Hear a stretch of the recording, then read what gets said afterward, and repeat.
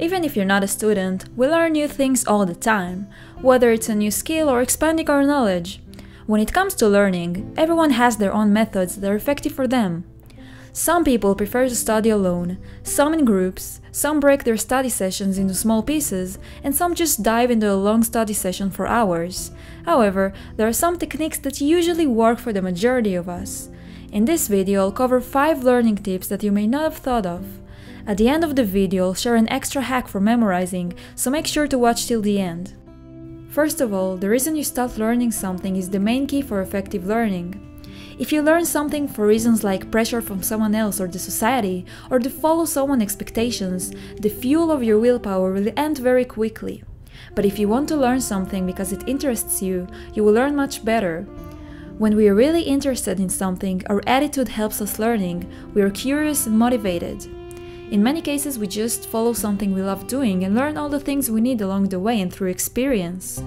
Recently, I wanted to start a YouTube vlogging channel. I don't particularly like filming or editing, but a passion for creating videos about my life experiences gave me the motivation to learn how to vlog, what kind of gear I can use, how to shoot better and how to improve my video and audio quality.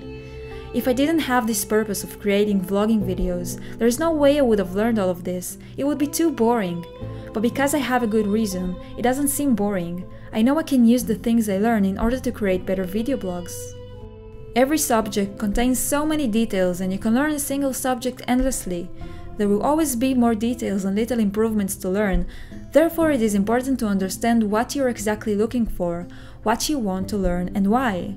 When you understand that, you can cut all the unimportant things and focus on the main skills that are most necessary for what you're trying to get.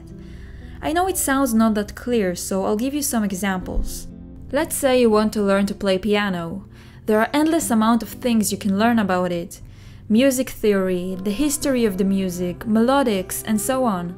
If you want to be an amateur player, just to know how to play some of your favorite songs and enjoy it in your free time, you don't need all of that.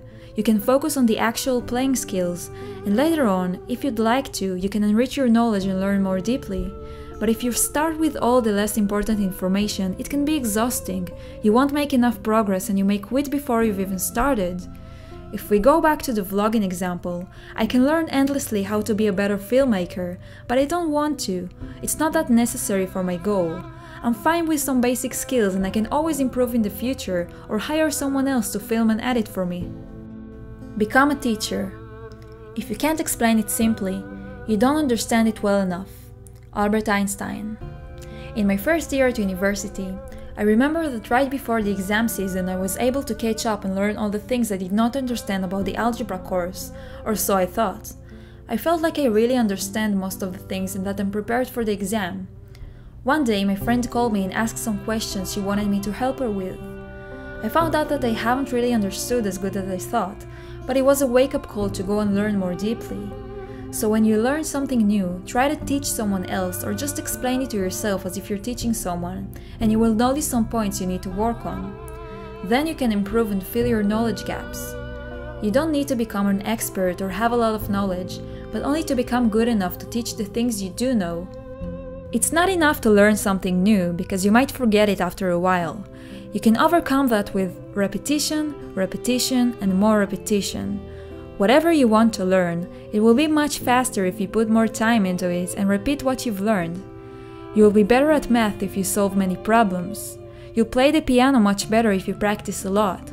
The more you practice, the better you become and the faster you learn. There is probably something you used to know or used to be good at in the past, but because you haven't practiced for a long time, you forget it as time goes by. However, if you used to repeat it over and over, you're more likely to remember it and get the knowledge back faster. I forgot how to play the guitar, but there is one song I remember how to play, simply because I've played it many times in the past. Now, like I promised, here is an extra hack for memorizing faster. When I was studying for a test, I tried to memorize many definitions and theorems. I found out that when I try to remember a certain piece of information, I actually think about the way it's written in my notebook. The color of the pen, the position in the paper, and any special detail. It's like when you use a highlighter to highlight important sentences, so this is a super highlighter. When you study, instead of just highlighting main notes, draw some doodles and make it easier to remember than a black and white page. It is also good to combine visual and auditory memory, read out loud or even sing it. There is a song that's stuck in my head since high school, which I learned in Bible lesson, so I guess the teacher actually achieved what she intended to. If you try to memorize a list of words, it will be hard doing that by only reading, but if you combine all of these words into a short story, you will memorize them much faster and easier. So the super highlighter is actually using visual memory by making your papers more unique and combining auditory memory as well. If possible, turn it into a story. One mistake of college is teaching a massive amount of things in a short period of time, so instead of studying in order to learn, you study in order to pass the exam.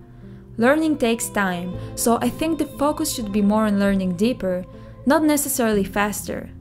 The tips in this video can help you learn more in less time, but you should also think independently and know when you need to relearn something you're not quite sure of or dwell on a particular subject. As always, thank you for watching. Feel welcome to leave a comment and share your thoughts.